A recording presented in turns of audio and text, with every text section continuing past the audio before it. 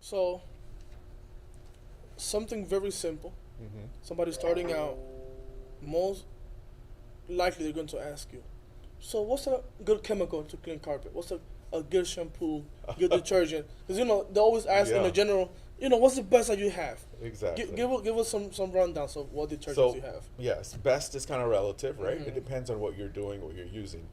Um, as a professional, you don't want to be using something that you purchase from a retail store like Walmart or something, or any other stores, because it's not really made for that. Or if it is even made, it's not concentrated enough. So you're really not getting that much bang for your buck. Like for example, someone was asking me the other day about the cost of the trash screen gel, and interestingly enough, this container, which is only a 32-ounce container, makes 64 gallons ready to use, right? Right. So it costs $40 or something, but when you convert that 64 gallons, and the cost of it is like 25 cents a gallon. So it's going to cost you 25 cents a gallon to make something that works. Yeah. Um, Now, also, you asked me about generally, are the chemicals different? In a lot of the ways, the chemicals are very similar because number one, you need the same thing. Like to break dirt, it's like soap. When you take a shower, you put soap on your body, which separates the dirt from your body, so you're clean. So that's called surfactant. So they're all going to have major ingredient surfactant. A Okay. good example is Dawn dish soap or something that we're familiar with. And then the other ingredients that people find similar in carpet cleaning as well as pressure washing is um, oil-based spots and stains, Okay. right? Like for window washers and pressure washers, it may be diesel fuel. For people indoors, it could be just tracked on asphalt. It could be gum, things like that. So it's important that the chemical already has some solvent or something that can remove your oil-based spot and stain. Right. Right. And then the other thing that we find in our chemicals that will help us clean would be oxygen, which is hydrogen peroxide. And basically, the spots and stains, like coffee, urine, anything that's natural, all it's lacking is a molecule of oxygen. So when you give it that molecule of oxygen, it It just cleans it up. disappears. And that's probably what most people, Magic Wand customers, are accustomed to, is when they pre-spray something, it has an organic stain on it. You can't even find it after the pre-spray, even before you start Start cleaning. cleaning. Okay. Well, that one you pointed to is a trash green gel. I Yes. did some homework right before our little interview here. So, what's the difference between the trash green gel and Uh-huh. the gallon form, the liquid versus the gel? What's the main difference? There's absolutely no difference just because of technology. We were the first ones to invent trashed green, which has hydrogen peroxide in it. Before that, people didn't even know how to put uh, oxygen inside a container because it Explain. gets, yeah, exactly. So we made the trash green. It's got a vented lid on it. But as time went by, we were able to perfect that and remove even more water that we weren't able to remove. Okay. So now what it did was shrunk down the size of the bottle. So instead of a gallon, it's basically a quart. Okay. But with the quart, it's making the same amount as that whole gallon would make. But some of the advantages would be like the shipping cost is a lot less for us. Plus, our handling costs and all that going from store to store, and the customer carrying it around, not carrying any water. The water's free. You Right. can get water from a tap.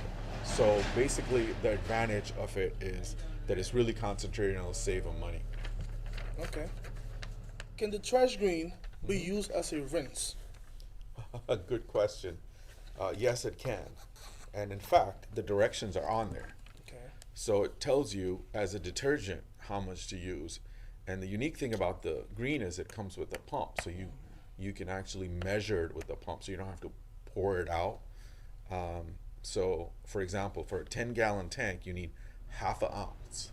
Wow. Yeah. So that is about, I think a pump is eighth of an ounce. So that would be four pumps. So you just pump it four times and you're ready to use a whole 10 gallons as a detergent. Detergent, sometimes they also call it a rinse, same thing, basically. Okay. So it can be used as a pre spray or a detergent. Okay. And then, as far as like tile and grout cleaning goes, Hmm. what's a chemical that you recommend for tile and grout? Well, tile and grout cleaning is pretty interesting. It's a lot different because we're dealing with grout. The tile itself isn't really hard to clean, right? You Right. can clean it any which way. But when you have the grout is absorbent. It's going to absorb everything. Plus, it lays below the tile. So, in the groove underneath, dirt, water, all kinds of stains collect. But they're not just sitting there, they actually get absorbed into the grout. So, it's really challenging to clean the grout. And in order to remove the blotchiness, the dirt from the grout itself, you need to have the chemical do the same thing that the dirt did, which is to get absorbed into the grout. So when you put it in the on the grout and it gets absorbed in it, it needs a little bit of dwell time so it can go in there and do its magic And pull it back. remove some of the spots and stains that are absorbed into it. Okay. Chemical wise, I'd say Oxyblaster by far the best seller that we have, the most copied product as well. Okay. The trash high pH is great for when you have buildup, because when you have buildup on the tile and grout, you're really not cleaning the grout. You're cleaning the buildup because the buildup is going to not allow the oxyblaster to get absorbed into the grout line to do its job. Yeah, and remove it. So if it's got buildup on it, in like a greasy restaurant or something like that, you want to make sure you put the trash high pH on there, get rid of that buildup so you can concentrate on the grout line and then have the oxyblaster be absorbed into it. Okay. Speaking of restaurants, right? Obviously, the most common thing you probably see in a restaurant is grease. Mm-hmm. Somebody comes into you, Taf, I have a restaurant to clean. Carpet's really old, it's full of grease and slush. Then I'm guessing you will also recommend that trash high pH. Actually, yes, that's correct. So the trash high pH has a pH of 13.5. It's a lot of pH because 14 is the top. So it's alkaline. It's highly alkaline. You don't want to use it on clean stuff because then you're going to ruin the pH. But when you use it on dirty, built up spots and stains and dirt, then what it actually does, it neutralizes that a lot faster because everything we eat and drink is on the acid side. So when we have buildup, basically what you're doing is you're cleaning acid. In order to do that, if you use a high alkaline, it just does it faster. So it's not, people want to say that it's, what's the best product? There is no such thing. In this particular case, when you're cleaning buildup, and the buildup is on the acid side, then the high pH, and generally buildup is on the acid side because everything we eat and drink is on the acid side. Kind of like our mouth too, we have acid. So when we go brush our teeth, we use alkaline toothpaste because it neutralizes it right away. Otherwise, it would just take us forever to clean. Same thing with the floors. When there's buildup, use a high alkalinity pre-spray so it cuts it down right away. And then also, remember that it's also getting neutralized. The pre-spray, the 13.5, is getting neutralized by the acid too. So therefore, when you're cleaning clean things, don't use the high pH because there's nothing on there to neutralize that. Rid of, yeah. Okay, so what about sorry. What about pet stains in the customer homes? More than half of Americans have pets in their homes. Yeah. So what will you use in that case to get rid of pet stains? Yeah. So pet stains is pretty interesting because when you're dealing with pets, there's two things that you have to consider. One is the stain. The other one is The smell. The smell. And the smell is probably a little bit more challenging than the stain. Now, the Magic Wand chemistry, all our pre-sprays, all our detergents already have oxygen in it. So is pet stain organic, you think? Yeah. Obviously, It's yeah. natural, right? So any organic spot or stain needs oxygen on it. So if you have the Magic Wand chemistry, you can just remember that it's going to make those spots and stains disappear. And if, for example, you need to work on a spot that maybe got a little better from the cleaning, but it needs a little bit more oomph, you could take your gel and mix it with 3 parts of water. So 1 part of this to 3 parts of water, and just spray it on the spot, and the concentration of the oxygen will just make it instantly disappear. Okay. Now, sometimes urine stains and stuff, they could also have synthetic dyes in them, because what if the dog is eating dog food that has some kind of a dye? So if usually the yellow color is indicating that it's urine, natural, organic, but if there's some other tints of other colors, you gotta be a little cautious, because you even after the oxygen's done its work, there may be some color dye, which actually we need to use a different product. But that's very, very rare, but it could happen. Okay, so for the smell part of it, then, for the smell part, like, how do you get rid of the smell? Because you can clean the carpet and get rid of the stain, and you don't see it, right? A visual removal of the stain. Right. But what about the smell? Yeah. That's harder to get out. Yeah, that's great. So I'm going to give you an article you can put in the description of your video. It's how to do odors correctly. And it's on our blog, on our website. But basically, what you have to do is you have to do a good, thorough investigation. Okay. For example, how big is your dog? Did the dog go on it once, or did the dog continue going on it? If it's a little Chihuahua and he dribble here and there, no big deal. You could use something like Stinky Winky, burst the enzymes, take care of it. But a lot of the times it's not just in the carpet. It may have gone into the padding, and that's what your investigation has to show. How bad is it? If it's gone into the padding, then yes, you have to address the padding, regardless of how much you spray on the surface. Not going to do much. So in that case, we have a product called OSR, Odor and Stain Remover. I think it's sitting here somewhere. It's this one right here, Odor and Stain Remover. Basically what this one does is you mix it in an open bucket and you just spill it onto the carpet, and it goes into the padding. And then you leave it alone for 30 minutes. It does its thing. Basically what it's doing is mass producing the enzymes. And it also has oxygen in it, which will address the wicking, the yellow staining that may be left behind. But you leave it alone, and then you come back in 30 minutes. You extract it as best as you can, and then just let it dry. What it will do will take care of the padding itself. Now, there's another step. It's heavy restoration. Now, what if, say, the subfloor underneath is destroyed, the baseboards, the walls? What about the air circulating and going in every little crevice in the place, right? Yeah. Heating and ventilation system. So in that particular case, you may want to ozone it or use hydroxyl or something to address that. But it's more, rarely you do that. But if you had to, you'd have to educate the customer that there is no really magic bullet. I can try to get the best product, but then we still have not addressed. It may come out of the carpet, it might come out of the padding, but what about the rest of the place?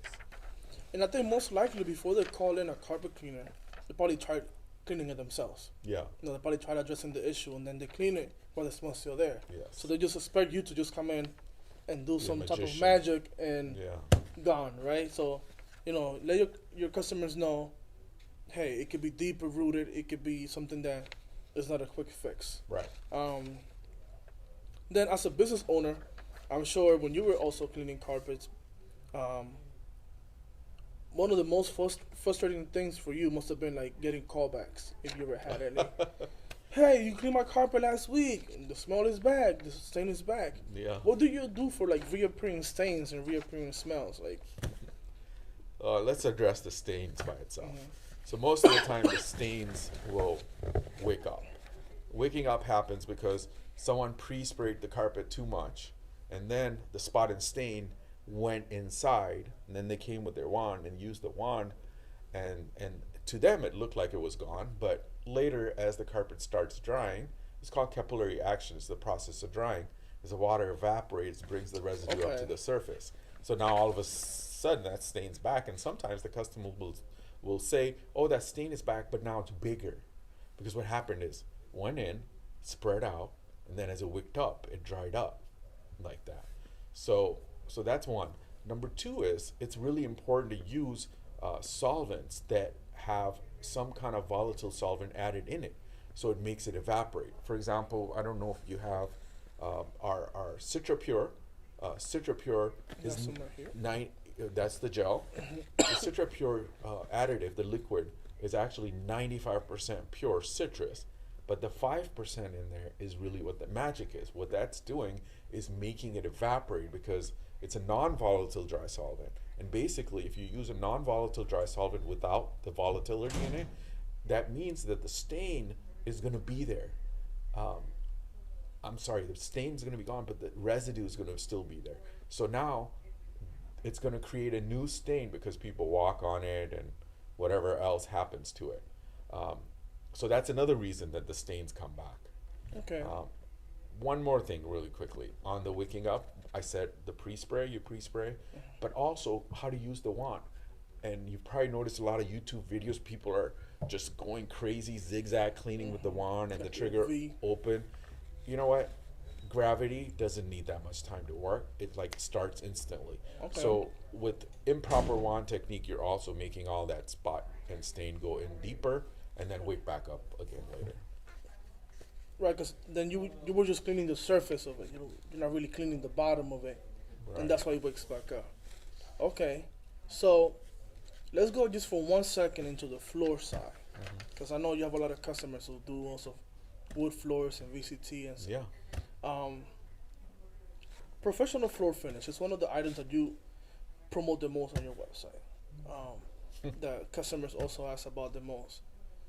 Can you use professional floor finish on all floors, or is it limited to certain kinds of That's a floors? really good question. So, professional floor finish is the most unique product made for natural surfaces. So, it's made for your natural stones like limestone, sandstone, marble, anything like that. Okay. And it's also made for wood floors. And the reason different chemistry is needed for natural surfaces is because they need to breathe. So it's not like your regular VCT wax that may actually seal the floor. It actually is a finish that let it breathe. Okay. It's microscopic. You can't really see it. So if you're just doing like regular VCT, then it's better to just get the VCT wax because you don't really need that characteristic. Right. But in the case where you're actually doing natural surfaces, if you use a regular floor wax, you're basically sealing it in and maybe causing More damage. yes, exactly. Right. Okay. And then lastly, I've seen a lot of comparisons online. I think a lot of misguided customers and copper cleans as well. Can you explain to me as well the difference between like atomic and what is used for, and then how does it compare or does it compare to magic potion?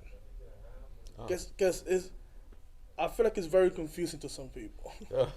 Yes. Yes, I guess it would be kind of confusing to the new person, but basically Magic Potion is a detergent made for carpet cleaners to use in their stock solution. So in the detergent tank, you add that. It's a very unique product. It has anti-resoil abilities, so it's going to keep the carpet cleaner longer. Okay. And it's probably one of the very few products that does not have STTP, sodium tripolyphosphate, which can be really bad for our environment. So Magic Potion is a safe product that helps you clean. And the reason you want to use that versus use, say, the trash green gel as a detergent or our Citra Pure as a detergent is because it has a little higher pH. So when you get into dirtier places, like say apartment, after your pre-spray gets picked up, you don't want to be cleaning with a 7 neutral pH when it's still dirty. Right. So if you have a little bit more oomph, which I don't know the exact pH, maybe a 10, it's going to help you clean better, faster as well. Okay, and then the atomic part of it. So that was Magic Yes, Potion. Atomic part. Yes, What is exactly. atomic? So the atomic is basically for encapsulation. Okay. So with encapsulation, it's kind of interesting. You have to do a good job vacuuming, and then you use oscillating pad machines that, or Cymax, things, machines that turn around Rotate. like this, but they're also going like this at the same time. So they're cleaning all sides of the fiber. Plus they have pads, and it gets transferred onto the pads, the dirt. So what about the residue that's left behind? And that's what atomic excels at. It takes that and it forms it into a ball. Microscopic, you really don't see it. And when the customer vacuums the next day, the carpet actually becomes even cleaner. Okay, so it's like a two-step, like a two-part version of the cleaning. So you do the carpet cleaner does the cleaning first. And it'll look clean. It'll actually Yeah, look clean. like pretty new. But then you Except- can also like recommend to your customer, hey, try vacuuming this tomorrow if you can, Yeah. and it will make it last longer. It'll be a better clean. It'll actually, yes, clean it better. Okay. Do you have anything else you want to add? I think that finishes up my questions. Do you have anything else that you would like to add? Well, a lot the of viewers? just when buying chemicals, it's not just about how big the bottle is, but what's inside of it, and how it's going to work, and how it reduces your labor. Because the biggest cost that we have in our industry, it's not the cost of the chemical, it's not the cost of the equipment. It's really the cost of labor. And as you grow your business, it becomes even more important that you have concentrates that make you money instead of you just dumping that into something that is wasteful. Right. It's not. You have to think about how much you can make from that 1 gallon. Right. That one makes you 64 gallons. So the price of it is not really the $40 Right. that you're paying for. It's the 25 cents Right. that you're making per gallon because you're gonna have more Exactly. product to use. So just a little comment on that. I had a salesperson come last week, and he was telling me that our bottle cost $40, and the bottle he sells, he's a salesperson. He was next door, and it cost $2.50. I was like, whoa, that's really cheap. But how much does it make? Well, guess what? It's ready to use. Okay. So at $2.50 times 64, that's what, $180. So it's cost $180 for something that costs $40. So in reality, then it would be more beneficial for you to just to buy one bottle of trash cleaning gel, leave it in your truck, Right. make more chemicals, make more ready to use product than having to go back to the store Exactly. and buy multiple bottles and buy multiple things. Exactly. Yes. No? Did he understand that when you explained it to him? Yeah, he was surprised. He was like, well, why am Right. I selling this kind of thing?